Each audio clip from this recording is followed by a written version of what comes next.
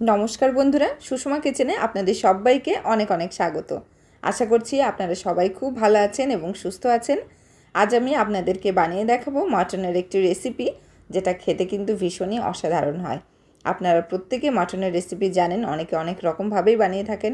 তো আমি যেভাবে বানাচ্ছি সেভাবে আপনারা পুরো ভিডিওটা দেখে বাড়িতে যদি বানান, আপনাদের মাটনটা কিন্তু ঠিক অন্যরকম খেতে হবে, খেতে কিন্তু ভীষণই টেস্টি হবে। আর আমি একটু অন্যরকমভাবে বানাচ্ছি, প্লিজ আপনারা পুরো ভিডিওটা দেখতে থাকুন। আশা করছি আপনাদের সবার ভীষণ ভালো লাগবে। যদি ভালো লেগে থাকে তাহলে একটি লাইক করবেন আর কমেন্ট করে জানাবেন কেমন লেগেছে। আর অবশ্যই আমার চ্যানেলটি সাবস্ক্রাইব করে আমার পাশে থাকবেন। তাহলে চলুন ভিডিওটি শুরু করি। তো এখানে আমি প্রথমে নিয়েছি 300 গ্রাম মাটন, যেটাকে আমি খুব ভালো করে ধুয়ে নিয়েছি।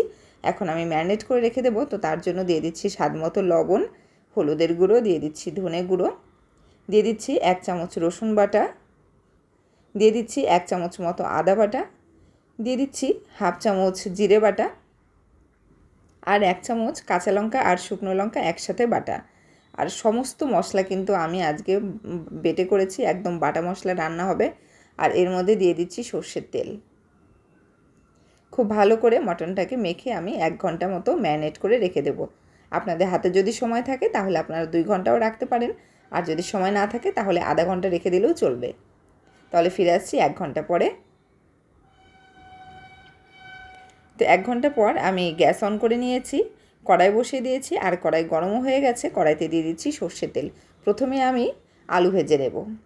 আর এতগুলো আলু দেখে কিন্তু একদম ভয় পাবেন না, কারণ এগুলো আমি শুধু মটনে দেব না, মটনের সাথে আজকে চিকেনটাও হচ্ছে, সেই জন্য বেশিরভাগ আলু আমি চিকেনে দেব। আর আমি মাত্র এখান থেকে 4 পিস আলু মটনে দিয়ে দেব। আলুগুলোকে আমার ভাজা হয়ে গেছে, এবার আমি তুলে নিচ্ছি। ওই তেলের মধ্যে আমি ফোড়ন দিয়ে দিচ্ছি 2টো তেজপাতা, দিয়ে দিচ্ছি সাদা জিরে, এবারে আমি দিয়ে দিচ্ছি কিছু গোটা গরম মশলা। এর মধ্যে আছে এলাচ, দারচিনি, লবঙ্গ আর গোলমরিচ। আর এলাচের মুখটা কিন্তু অবশ্যই ফাটিয়ে দিতে হবে। এবারে আমি দিয়ে দিচ্ছি পেঁয়াজ কুচি। পেঁয়াজটাকে আমি কিছুক্ষণ ভালো করে নেড়েচেড়ে মিশিয়ে নেব। হালকা একটুখানি লাল লাল করে আমি ভেজে নেব, খুব বেশি লাল করে ভাজার কিন্তু দরকার নেই।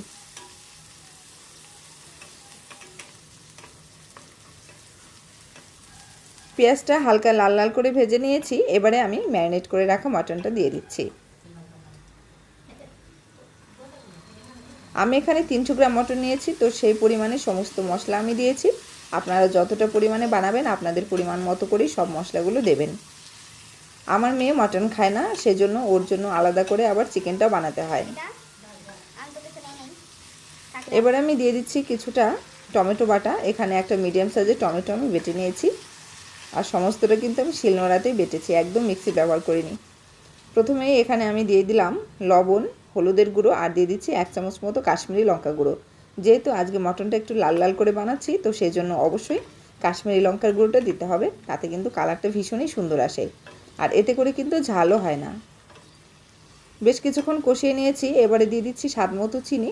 আর যে কোনো রান্নাতেই আপনারা যারা আমার ভিডিও দেখেন তারা জানেন আমি একটু চিনি দেই, কারণ আমার চিনিটা দিতে ভীষণই ভালো লাগে। আর চিনিটা সামান্য একটুখানি চিনি দিলে কিন্তু রান্নার টেস্টটা অনেকটাই ভালো হয়। তো ঢাকা দিয়ে আমি 10 মিনিট লো ফ্লেমে রেখে দিয়েছিলাম, আর 10 মিনিট পর ঢাকাটা খুলে দিয়েছি। দেখুন কতটা সুন্দর তেল ছেড়ে দিয়েছে। এভাবে আমি ঢাকা দিয়ে দিয়ে আস্তে আস্তে মাটনটাকে কষিয়ে নেব। একটু নাড়াচাড়া করে নেব, আবার ঢাকা দেব, আবার খুলে দেব, এরকম করে কিন্তু মটনটাকে কষিয়ে নিতে হবে। তো এবার আমি দিয়ে দিচ্ছি কয়েক কোয়া রসুন। আর রসুনের কোয়াগুলো দেখতে পাচ্ছেন কি বড় বড়, আর এভাবে দিলে কিন্তু ভীষণই ভালো লাগে খেতে। আপনারা চাইলে এরকম বড় বড় রসুনের কোয়াও কিন্তু দিতে পারেন। আর দিয়ে দিলাম ভেজে রাখা 4 পিস আলু। আলু রসুনের কোয়াটা দিয়ে আবারও নাড়াচাড়া করে কষিয়ে নেব। আপনারা যদি মটনে আলু দিতে না চান তাহলে কিন্তু নাও দিতে পারেন। আবারও আমি এটাকে ঢাকা দিয়ে হতে দেব আরও 10 মিনিট মতো লো ফ্লেমে।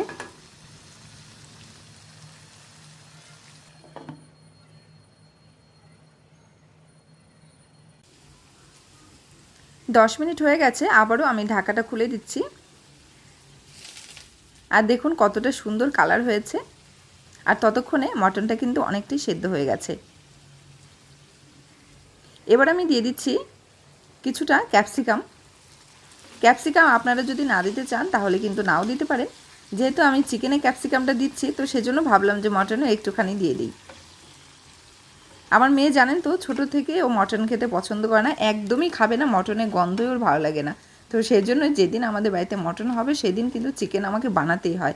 সেজন্য মটনের ভিডিও আমি আলাদা করে সেভাবে দিতে পারি না, কারণ প্রচণ্ড তাড়াহুড়ো থাকে এত রকমের রান্না করতে করতে। তো আজকে ভাবলাম যে একটু ভিডিওটা করেই দিই। তো দেখুন বেশ কিছুক্ষণ ধরে কষানোর পরে এবার আমি দিয়ে দিচ্ছি কিছুটা গরম জল। যতটা পরিমাণে জল লাগবে আমার সেই পরিমাণে আমি গরম জলটা দিয়েছি। অবশ্যই চেষ্টা করবেন এখানে গরম জল ব্যবহার করতে। ঝোলটা ফুটে উঠলে ঢাকা দিয়ে আমি হতে দেব লো ফ্লেমে 30 মিনিট মতো। যেহেতু কষানো হয়েছে অনেকটা সময় ধরে, তো সেজন্য কিন্তু খুব বেশি সময়ও লাগবে না। তো 30 মিনিট পরে আমি ঢাকাটা খুলে দিচ্ছি। আর এখানে আমি দিয়ে দিয়েছি 3টে চেরা কাঁচা লঙ্কা। আর এই সময়ে কাঁচা লঙ্কাটা দিলে কিন্তু এর ফ্লেভারটা ভীষণই সুন্দর আসে, খেতে ভীষণই টেস্টি হয়। তো এবার আমি হাই ফ্লেমে কিছুক্ষণ আমি ফুটতে দিয়েছি। আর এই পর্যায়ে আমি দিয়ে দিচ্ছি একটা ভাজা মশলা। এখানে জিরে, ধনে, মরিচ, শুকনো লঙ্কা, তেজপাতা সব কিছু একসাথে শুকনো খোলায় ভেজে আমি গুঁড়ো করে নিয়েছি। আরও কিছুক্ষণ আমি ফুটিয়ে নিয়েছি, আরও 10 মিনিট মতো। তো সবশেষে এবারে আমি দিয়ে দিচ্ছি গরম মশলা। গোটা গরম মশলা আমি শিলনোড়াতে বেটে নিয়েছি। আর দেখতে পাচ্ছেন আমার মাটনের রেসিপি কিন্তু একদম রেডি হয়ে গেছে। আর কতটা সুন্দর কালার হয়েছে আপনারা নিশ্চয়ই দেখেই বুঝতে পারছেন যে এর টেস্টটাও কতটা সুন্দর হবে। আর এই পর্যায়ে অবশ্যই আপনারা লবণটা চেক করে নেবেন। আমার আজকের রেসিপি কিন্তু একদম রেডি। সবশেষে আমি দিয়ে দিচ্ছি 1 চামচ ঘি।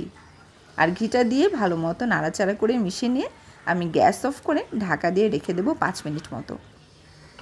5 মিনিট পর আমি ঢাকাটা খুলে দিয়েছি। আর এবার আমি সার্ভ করে নিচ্ছি। তো আমার আজকের মাটনের রেসিপি কিন্তু একদম রেডি।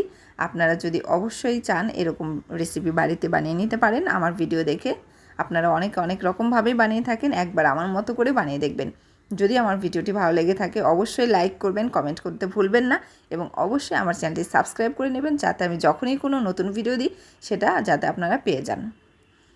আর যারা আপনারা এই ভিডিওটি ফেসবুক পেজ থেকে দেখে থাকছেন তাহলে অবশ্যই আপনারা ফেসবুক পেজটিকেও ফলো করে নেবেন। তাহলে আজকের ভিডিও আমি এখানে শেষ করছি। ফিরে আসছি আরেকটি নতুন ভিডিও নিয়ে। নমস্কার।